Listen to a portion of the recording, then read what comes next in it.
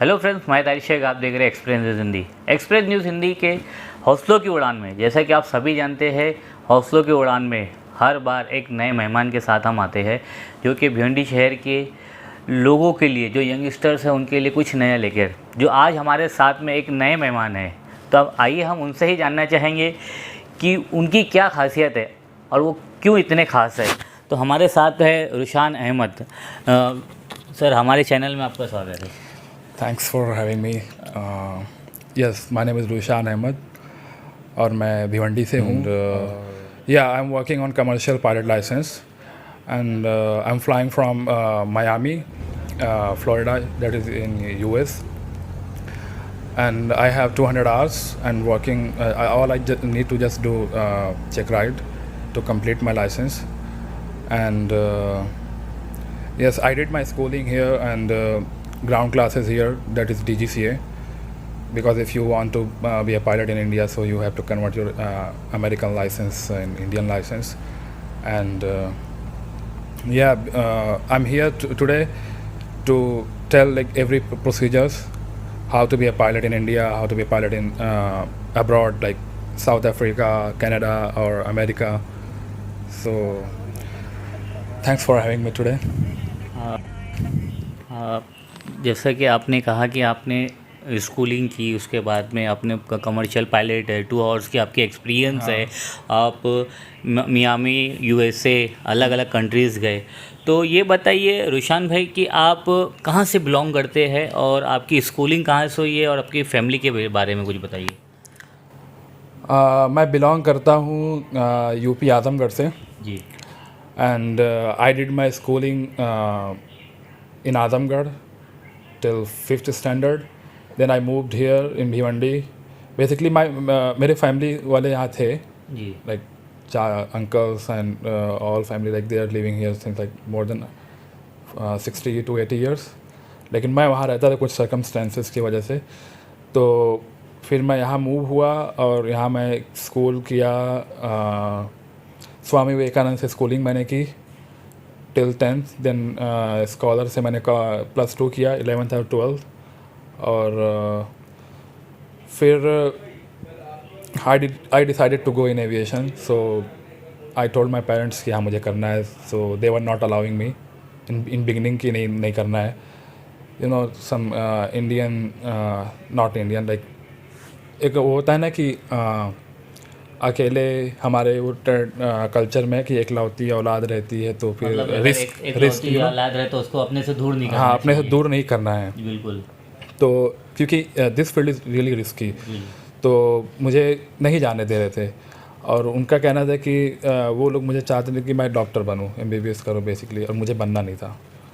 अच्छा, तो आपने ये जो कमर्शियल पायलट की, आपने जो पायलट की, आपने सोचा था या फिर बचपन से ही आपको कोई ख्वाहिश थी कि आपने कहाँ से आपको ऐसा ये चीज़ समझ में आया? मुझे जैसे my dad lives in, he used to work in Saudi. जी. So he got business over there. So every year I used to go to airport to pick him up. तो एयरपोर्ट पर खड़े होकर बाहर टर्मिनल में wait करना, फिर approaches देखना, एयरप्लेन्स अप्रोच हो रहे हैं रास्ते में देखना, और कभी कभी ऊपर से जाते थे तो वो देखकर फिर, और वहाँ पर टर्मिनल में जब एक पायलट उनका पूरा क्रू, कॉकपिट क्रू जब वॉक करता था, देखकर मुझे बहुत मतलब इंस्पायर हुआ. मैं बेसिकली मैं बहुत इंस्पायर हुआ वो उनकी पर्सनालिटी देख के, लाइफ स्टाइल देख कर. बचपन से ही मुझे बहुत शौक था कि हाँ मुझे उड़ना है. फिर उसके बाद फिर जब मैं 10th में 9th और 10th में आया, तो फिर वो फॉल हो गया, क्योंकि लोग यहाँ पर बहुत से मतलब अवेयरनेस नहीं है. लोग बोलते हैं कि you have to be smart, like look wise, you have to be tall, you have to be healthy, like body building type, मतलब मैस्कुलिन होना है, ये होना है, और उसके बाद ही आप कर जा सकते हो, क्योंकि मतलब वरना रिजेक्ट कर देंगे. स्मार्टनेस इन द सेंस कि not from the like smartness from look. वो चाहते हैं कि you have to be fair, गोरे होना, ये कलर डिस्क्रिमिनेशन, ये सब बहुत हो रहा था वो टाइम. मुझे जो लोगों ने बोला ऐसा कि और पतले हो तो नहीं जा सकते, तो फिर मैं थोड़ा सैड हुआ. फिर मैंने बोला अब तो ये इंडस्ट्री अपने लिए नहीं है. फिर उसके बाद मैं 12th किया। 12th के बाद फिर मैंने यूट्यूब पे थोड़ा वीडियोस देखी तो थोड़ा वो हुआ कि हाँ ठीक है, still there is a hope.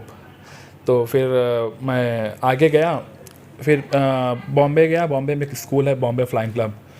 वहाँ पर मैं जाकर उनका वहाँ पे काउंसलिंग स्टार्ट थी, न्यू इनटेक ले रहे थे वो एडमिशन की। तो उनसे मिला तो उन्होंने बताया सब फीस स्ट्रक्चर वगैरह सब बताया कि कैसे क्या है। तो प्रोसीजर सब पता चला मुझे। तो फिर मैं घर पे आया, मैंने अपने पेरेंट्स को बताया। पेरेंट्स ने बोला नहीं, you have to do MBBS, and I was not willing to do. तो फिर उसके बाद I took 1 year of gap. तो मैं 1 साल घर पे बैठा था। मैं नीट दिया नहीं, नीट तो दिया नहीं मैंने। तो वो फोर्स कर रहे थे कि गो कोटा, वहाँ पर जाकर अपना नीट की क्लासेस की प्रिपेयर करो, फिर उसके बाद MBBS करना है। तो फिर मुझे कोई शौक़ नहीं था, मुझे इंटरेस्ट नहीं है। हाँ, डॉक्टर बनाना चाहते थे और आपकी जो हौसलों की उड़ान थी वो आसमानों की तरफ थी अपने सपनों को पूरा करने के लिए। अब ऑनेस्टली आपको जाना भी नहीं चाहिए। आपको अगर इंटरेस्ट नहीं है कोई चीज़ में, जिसमें आपको इंटरेस्ट है, चाहे छोटा हो चाहे बिज़नेस, आपको पढ़ाई नहीं करना तो मत करो। It's a waste of time and waste of money. तो मैं नहीं गया। मैं फिर उसके बाद मैं स्टार्ट किया 2018 में। तो मैं 12th दिया था, 19 में स्टार्ट किया मैं। तो फिर मैंने मेडिकल किया और मेडिकल में मैंने मेरे घर पे कहा कि अगर मैं मेडिकल क्लियर करता हूँ तो मैं जाऊँगा। तो उन्होंने कहा ठीक है। सो बेसिकली आपको अगर कमर्शियल करना है तो पहले 2 मेडिकल होता है, class 2 and class 1। So class 2 मैंने क्लियर किया। फिर उसके बाद एक कंप्यूटर नंबर आता है, it's like a number, email ID रहती है और आपका पासवर्ड टोटल रहता है DGCA पे। DGCA आपकी रेगुलेटरी बॉडी है इंडिया की।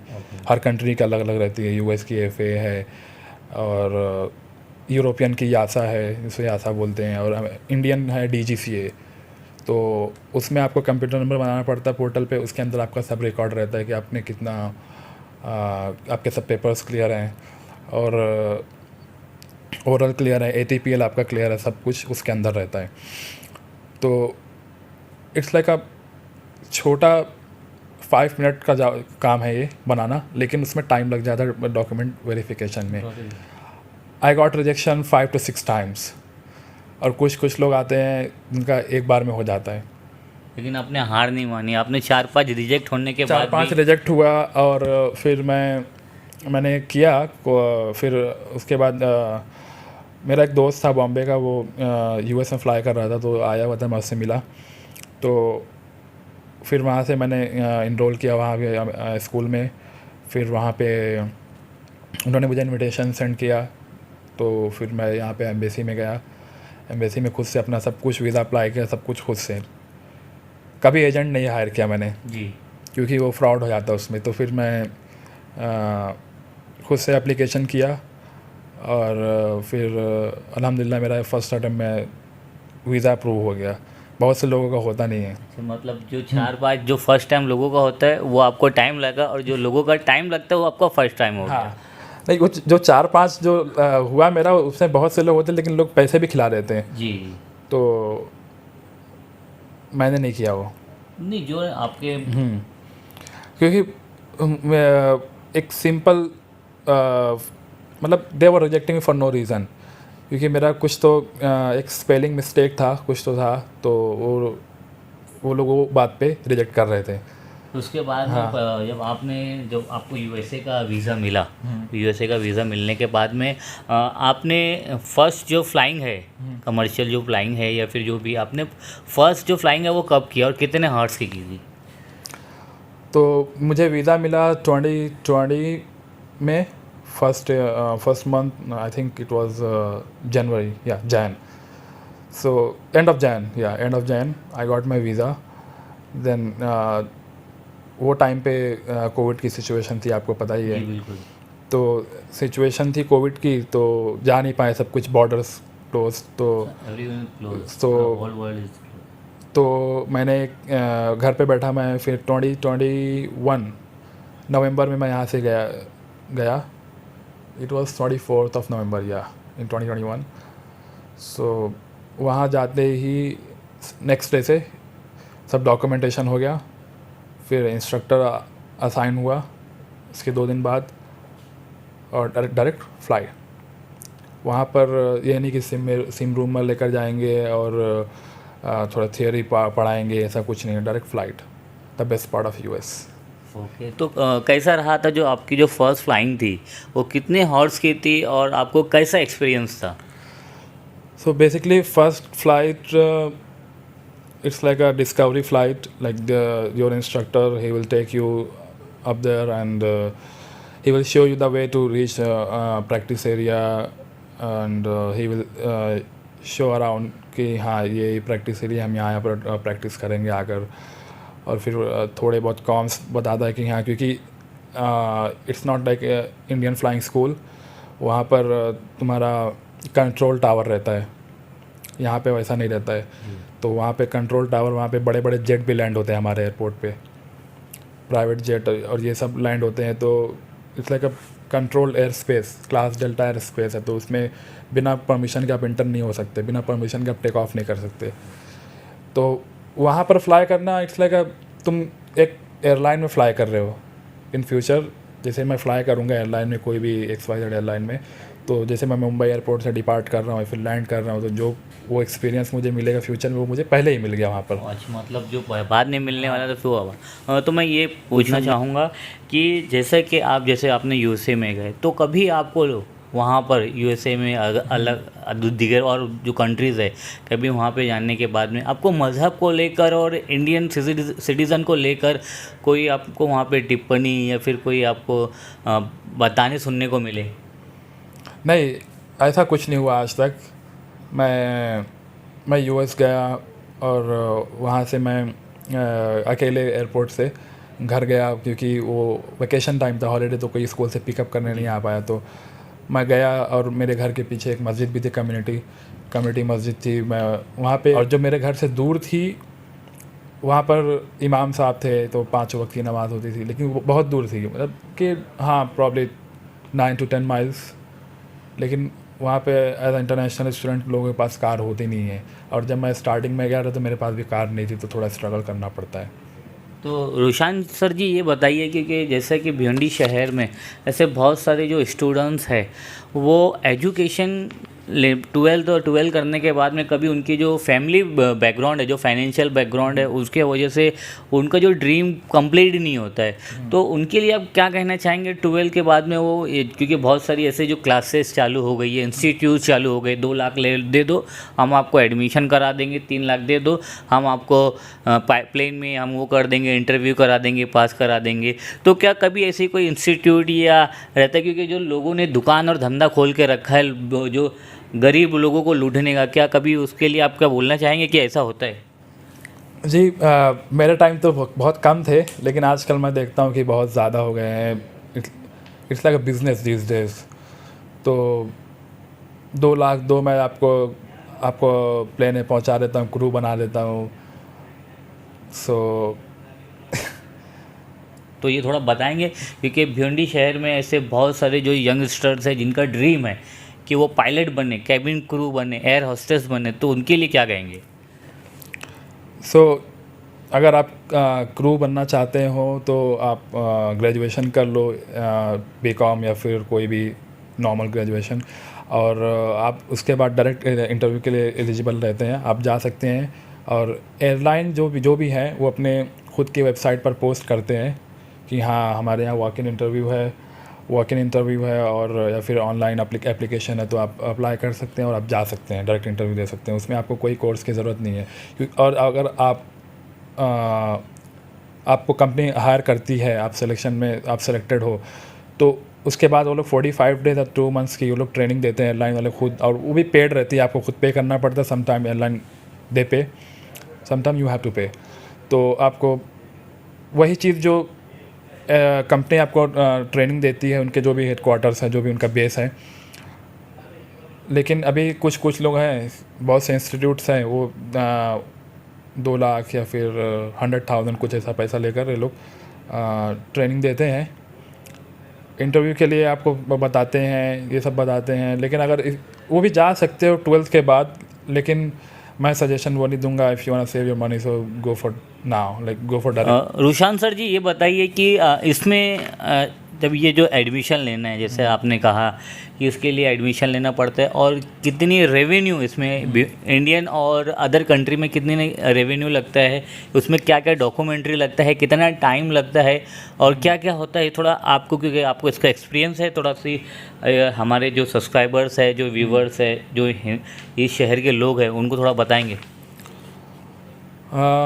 इंडिया में करना है आपको तो इंडिया में चीप है, और अगर बाहर करते हो तो थोड़ा एक्सपेंसिव है, लेकिन ये दैट्स द रियलिटी। लेकिन लोग बोलते हैं कि इंडिया में एक्सपेंसिव है और फॉरेन में आपको चीप पड़ता है, तो गलत है वो। ऐसा गलत है, बाहर आपको एक्सपेंसिव होता है, specially if you go in Canada और ऑस्ट्रेलिया और न्यूजीलैंड और अमेरिका। यूएस में तो है एक्सपेंसिव। इंडिया में अगर आप करते हो, डिपेंड ऑन फ्लाइंग स्कूल, आप कौन सी स्कूल में जा रहे हो। कुछ स्कूल है 45 चार्ज करते हैं, 45 लाख रुपीज़, और कुछ 38 का कोटेशन देते हैं। और एविएशन में अगर फ्लाइंग स्कूल जा रहे हो तो जितना अगर 45 कोटेशन दिए तो 45 नहीं मानना है, एटलीस्ट लाइक 5% और 10% एक्स्ट्रा बैकअप में रखो, वो जा सकते हैं एक्स्ट्रा आपके। ऐसा। और यूएस में अगर आप फ्लाइंग कर रहे हो तो 66 मिलियन तो आराम से जाएगा आपका, 60 lakh rupees 60 lakh rupees just for flying, only just for flying. Yeah and if you are really good enough तो आपको 60 लाख में आपका इंक्लूडिंग सब कुछ हो जाएगा, 60-65 इस तरीके से। क्योंकि आपके ज़रिए अगर कोई भिवंडी शहर से कैबिन क्रू अगर कोई बनता है, कोई पायलट बनता है, तो सबसे ज़्यादा हमको अच्छा लगेगा, क्योंकि हम यही चीज़ के लिए यहाँ पर आपको बुलाया था कि लोगों को ये अवेयरनेस मिले। वो जो यंगस्टर्स है जो जॉब के लिए और जो अपने ड्रीम को जिनको अचीव नहीं कर पाते, वो अपने सपनों को पूरा करें। So for aviation, like especially in cabin crew and pilot, so there is no specific college. तो आपको सब इट्स लाइक अ प्राइवेट, आपको खुद करना पड़ता है कैबिन क्रू का, कोई कोर्स नहीं है, कोई कुछ कॉलेज नहीं है। और same goes to pilot, flying school होती है। तो अगर आपको अब्रॉड से करना है फ्लाइंग, कोई भी स्कूल, कोई भी कंट्री से आपको करना है, तो आपको यहाँ पर 3 एग्ज़ाम देने पड़ेंगे, 3 to 4 एग्ज़ाम्स, एंड बस। और वो आप पहले सबसे फर्स्ट थिंग आती है आपका मेडिकल, आप मेडिकली फ़िट हो या नहीं। फिर एक क्लास 2 होता है, फिर आपको कंप्यूटर नंबर अप्लाई करेंगे वो अप्लाई करने के बाद आपको एग्ज़ाम्स देने हैं। एग्ज़ाम्स में मैं सब्जेक्ट बता देता हूँ, एक मेट्रोलॉजी होता है और एक रेगुलेशन होता है। रेगुलेशन इज़ फॉर लॉज, यहाँ पे रूल्स क्या है इंडियन एविएशन में। और मेट होता है बेसिकली वेदर के बारे में होता है, कि ऑल रिलेटेड विथ वेदर। और नेविगेशन होता है, उसमें 3 to 4, वो सबसे टफ़ पार्ट है, सबसे टफ़ सब्जेक्ट है। और एक होता है RT, रेडियो टेलीफोनी, तो जो हम कम्युनिकेशन करते हैं उसका भी अलग से लाइसेंस बनता है। तो ये 4 पेपर, मतलब 4 सब्जेक्ट्स आपको क्लियर करने हैं। बेसिकली वो लोग बहुत तारीफ़ करते हैं हमारी जी। यहाँ, you guys are so smart and you guys are like everywhere in the world. कहीं भी IT इंडस्ट्री में चले जाओ, अमेज़ोन में चले जाओ, वहाँ पर तो Indians are running their business. तो इंडियन ऐसा कुछ नहीं, हमेशा तारीफ़ ही सुनने मिली, कभी कुछ। सो या if you want to become a pilot in India, so you have to do 200 hours of flying, and if you want to do in abroad like South Africa, Canada or US, so 250. So after 250, after getting a commercial license, so you have to convert, if you are doing from abroad, so you have to convert your American license here in Indian license, that is DGCA. So वो conversion करने के बाद आपको type rating करनी पड़ती है। जो भी स्पेसिफिक टाइप ऑफ एयरक्राफ्ट में आपको जाना है, लाइक बोइंग और एयरबस, तो आपको वो करना पड़ेगा। फिर उसके बाद वेट फॉर द वैकेंसी। और मेरा, जैसे आपने पूछा मेरा क्या प्लान है, तो मेरा प्लान तो इट्स नॉट डिसाइडेड येट। मैं यहाँ पर स्टे करता हूँ या फिर आई स्टे इन US और कनाडा, मेरा कुछ फिक्स नहीं है, क्योंकि मेरे पास कैनेडियन की भी अपॉर्चुनिटी है, मेरे पास कैनेडियन वीज़ा भी है, तो I don't know yet like. So if you want to be a pilot in India और abroad doesn't matter, so go for medical first, because if you fail in medical and you are done with flying, तो आपका पूरा पैसा waste हो जाएगा, जो भी जितना भी 50-60 जा रहा है, तो वो वेस्ट हो जाएगा. और अगर आप बाहर कर रहे हो या फिर इंडिया में कर रहे हो, तो पहले आपको पेपर्स क्लियर करने हैं, पहले क्लियर कर लें, वरना बाद में बहुत परेशानी आएगी आपको. तो पेपर्स क्लियर करें पहले, और पेपर्स होने के बाद जैसे आपको क्लासेस तो जाना पड़ेगा, क्योंकि इट्स लाइक टोटली डिफरेंट, आपको सब कुछ अलग अलग उसका सिलेबस रहता है. तो आपको क्लासेस कोई सी भी दिल्ली में जा सकते हैं, बॉम्बे में भी अभी तो बहुत सारे ओपन हो गए हैं. आप पता करें, वहाँ के स्टूडेंट से बात करें कि हाँ ये क्लासेस कैसी है, टीचर्स कैसे हैं, उनसे बात करें, फिर उसके बाद जाएं, क्योंकि इसमें बहुत सी क्लासेस में फंसा देते हैं आपको. और अगर आप फ्लाइंग करने बाहर जा रहे हैं, तो don't talk to schools, contact their students. वो लोग आपको एक्चुअल एक्सपीरियंस बताएंगे कि हाँ स्कूल में कैसी है, फ्लाइंग हो रही है या नहीं हो रही है, वहाँ का मेंटेनेंस कैसा है नहीं है. क्योंकि आप बाहर जाते हो, आपको एक्सपोजर भी अच्छा मिलता है, और आप क्वालिटी ऑफ फ्लाइंग के लिए अब्रॉड जाते हैं, क्योंकि बाहर फ्लाइंग ज़्यादा अच्छी होती है, मेंटेनेंस उसका अच्छा है, फ्लीट अच्छी है, 40 to 50 एयरक्राफ्ट उनके पास रहते हैं. तो आपको स्टूडेंट्स ही बताएगा कि वहाँ पे जो फ्लाई कर रहा है वो बताएंगे कि मेंटेनेंस अच्छा है कि नहीं प्लेन का. क्योंकि अगर मेंटेनेंस ख़राब है तो फिर एंड अप क्रैशिंग, कुछ भी हो सकता है ऊपर जाने के बाद. Safety is first. तो आप पता चला आप क्लाइंब किए, गिर गए, विंग बाहर आ गया, इंजन फेल हो गया, तो बहुत से स्कूल्स के होते हैं, फिर बाद में ब्लैक लिस्ट होते हैं. तो इसलिए पहले आप पता करें ये सब, और उसके बाद ही जाएं. और मेन थिंग फंड्स का, क्योंकि बहुत ही फ्रॉड होते हैं, आपको बोलेंगे कि हाँ 40 में आपको करवा देंगे, और वहाँ जाते हो आपका चले जा रहा है, और आपके माँ बाप की मेहनत की कमाई. और कितने लोग तो लोन लेकर जाते हैं, उनके पास कोई ऑप्शन बचता नहीं है, तो फंस जाते हैं वहाँ पे. तो जाने से पहले सब कुछ पता कर लें, उसके बाद ही जाएं. Thank you so much Rushan Ahmed sir ji. जैसा कि आपने सुना है, आज जो हमारे ख़ास मेहमान थे कमर्शियल पायलट रुशान अहमद, उन्होंने पूरी जो डिटेल्स है उनकी, वो किस तरीके से स्कूलिंग किए, पायलट बने, कमर्शियल पायलट, उन्होंने लाइसेंस उनको मिल गया है यूएसए का. तो इसी तरह से हमारे चैनल को देखते रहिए. हौसलों की उड़ान में एक नए मेहमान के साथ में हम आपको मुलाकात जल्द से जल्द करवाएंगे. देखते रहिए एक्सप्रेस न्यूज़ हिंदी. मैं ताहिर शेख. एक्सप्रेस न्यूज हिंदी पर वीडियो देखने के लिए करें लाइक, शेयर और सब्सक्राइब. बेल आइकन दबाना ना भूलें.